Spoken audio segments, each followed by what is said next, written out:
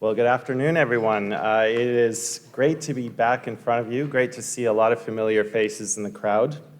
I also want to recognize that, I've seen Ron in the back there as a past president. Great to see you, Ron. You were at the helm when I first became the agriculture critic. I also want to recognize the service of Mary Robinson, and to you, Keith. You and I are certainly no strangers. And to you, the Canadian Federation of Agriculture as a whole, in the 6 years that I have had the honor of hosting or of being the critic for agriculture for my party, the CFA has always been a leading voice for farmers from coast to coast to coast. We have largely depended on some of your expert testimony at our committee, and I'm proud to say that your testimony has definitely influenced many of our reports and recommendations to the government. I also appreciate the theme of this year, the fact that you are looking to seize those opportunities, recognizing Canada's important role on the world stage, the fact that we are an agricultural powerhouse, not just in our own minds, but you can see it empirically in the pull that we have in international relations. And I think Canada needs to pursue policies that not only cement that role, but expand it, because in a growing time of uncertainty, we have that important and positive role to play. And I want to recognize the previous year's themes where you've tried to find sustainable solutions in uncertain times, and you've been trying to unleash agriculture's potential. These are all important themes which recognize the very real challenges that you as farmers face, but also the incredible opportunities. Now, I'm proud to be here as a member of the riding of Cowichan Malahat Langford from beautiful Vancouver Island. I want to recognize Jen and Campbell Woik from Farmer Ben's Eggs, who are from my riding, Cowichan Malahat Langford. It's great to see the island represented out here. I come from that special place in Canada which has a climate unlike any other part of the country. We're the only region in Canada which gets to enjoy a Mediterranean coastal climatic zone. And that, of course, allows our farmers to grow an incredible array of produce and to really lead the way. And I'm proud to say that I represent a region that has a very long and storied history in agriculture. And in my time, not only as a member of Parliament, but also as the agriculture critic, I have been very fortunate to forge some incredibly important bonds with the farmers in my region to listen to their local expertise, which has definitely helped me be a better policymaker here in Ottawa. So it's been a couple of years since I had the honor of addressing you last. Last year, you were all very fortunate to hear from the leaders of each party, so I had to scoot off to the side. But I'm glad to be here, and it's been an incredible 2 years. A lot has happened on the world stage, a lot that is directly impacting you as farmers. We, of course, have had Russia's invasion of Ukraine, which has sent supply shocks everywhere. You have definitely felt the shock as farmers. We can see the continuing effects of climate change and a whole variety of factors which have led themselves to rampant inflation, which both consumers and farmers are feeling the pinch of. We have had, it is safe to say, a brutal couple of years of increasing costs.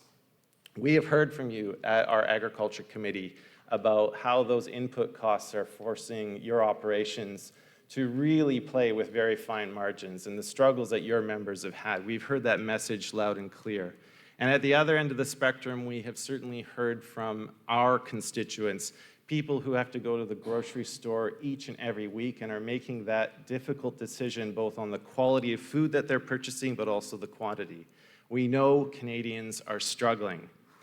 But, I want to first of all state clearly that farmers are not the causes of high food prices. You are price takers. I think everyone recognizes that.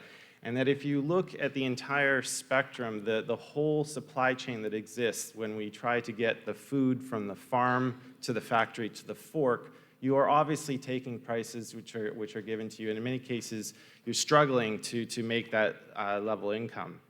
But I think that if you look at the situation that we're in, I believe that we have had from successive federal governments over the last number of decades far too much corporate deference, because while you're struggling, while Canadians are struggling, there are some corporate sectors which have seen record profits, and this is especially true from the period of 2020 to 2023. You talk about input costs. We know that the fertilizer companies, oil and gas, and the grocery sector have all seen amazing profits, and I think that has largely come at the expense of you as farmers and consumers, the people that we represent. So in response to this, what have we done? Well, in October of 2022, at the Agriculture Committee, I brought forward a motion for study that led us to critically examine food price inflation. I was glad to see that that motion was unanimously adopted by members of the committee, because we collectively recognize the political and public pressure of the moment and the fact that Canadians and farmers were expecting to see their policymakers take a critical look at this. We managed, after several months of interviewing witnesses, we tabled our report in the House of Commons in June of last year. That included some really important recommendations. We wanted to see the government take a much more proactive role in data collection, in implementing standardized unit measurements in grocery stores, and in also giving the Competition Bureau the legislative muscle that it needs to tackle anti-competitive practices. We're already seeing some of the effects of those recommendations. We've seen it in legislative changes, but I think we can all agree that much more needs to be done. I also want to highlight the fact that there has been extremely vocal and strong support at our committee for the Grocery Code of Conduct, and we remain unwavering in that regard. See, one of the things that I really enjoy being a member, as a member of the Agriculture Committee, is that we truly are unlike any other standing committee of the House of Commons. Whether you look at the different political parties that are represented on that committee, yes, we have different policy positions, but it's quite amazing how many times we arrive at decisions in our reports and our recommendations by consensus. And I think the basis behind that fact is because no matter what party you represent, whether it's Liberal, Conservative, Bloc Québécois, or NDP, we all represent ridings that include farmers. And so we recognize that sometimes it's important to put the partisanship aside, to find a way to work in commonality to advance your interests, because I truly believe you are a strategic asset, and we need to find the ways to treat you in that way. But on the Grocery Code of Conduct, we know that there has been 2 outliers to implementing this code. I think that we have given them a lot of slack to try and get a voluntary code into place, but we have made it known that if there is going to be further delay in implementing this code so that the people who supply food to grocery stores, the processors, and the primary producers, so that you get a fair deal in your business practices with grocery retailers who have such a stranglehold on the retail market, we will not hesitate to recommend that that code be mandatory and enforceable by all levels of government, and we are going to be watching very closely to ensure that's seen through. So let's turn to policy decisions and how we can help your sector advance.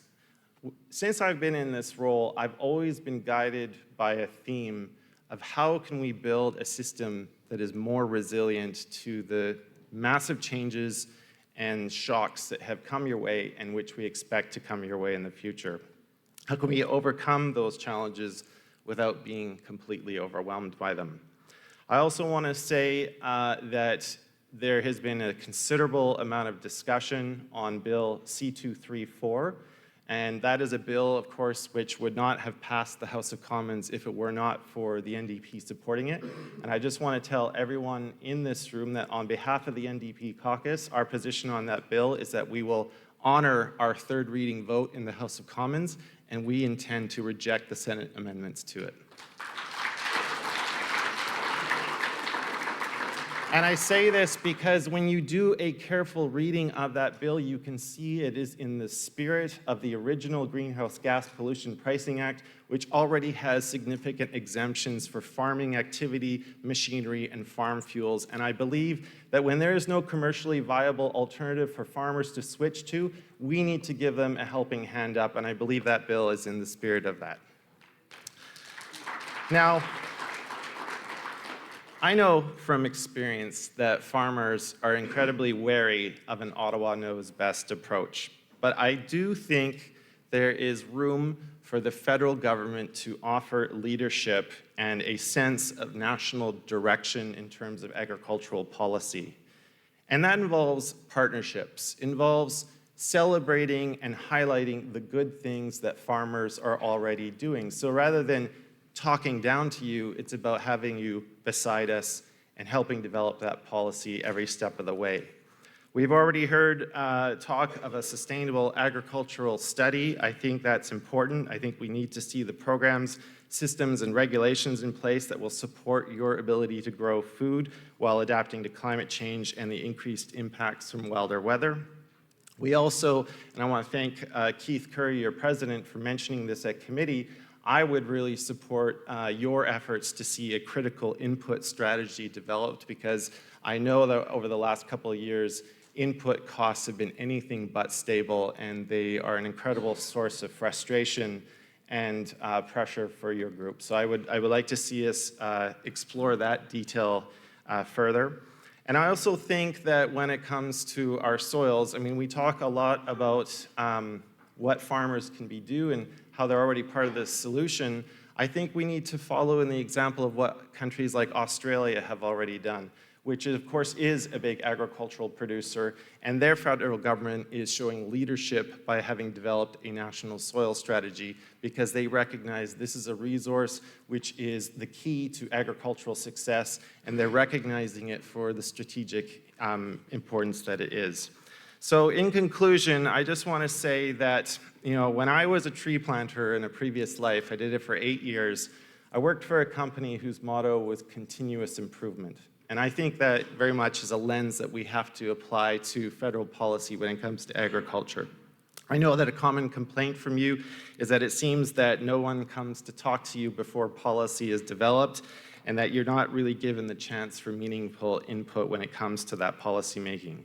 You are farmers, you need to make a living, you need affordable seed, affordable land, suitable water for irrigation when necessary, and a return that allows you to pay your employees a fair wage and provide safe working conditions. You need as predictable a climate as possible to accomplish all this.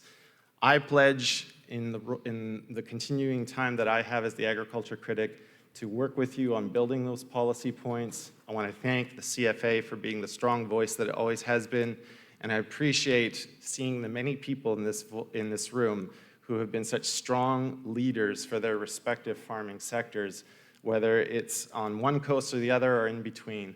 Thank you for all the incredible work you are doing, and thank you for hosting me here today.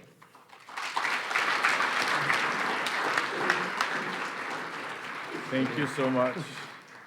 Thank you so much. It's good to have a voice like you. It's a positivist, and working together, it's good stuff. So, any question for Alistair? Maybe one. I almost got him. He's always quick. Yeah. That's gonna haunt me for a while. Thank you for joining us. My confusion lies around your statement about Bill 234.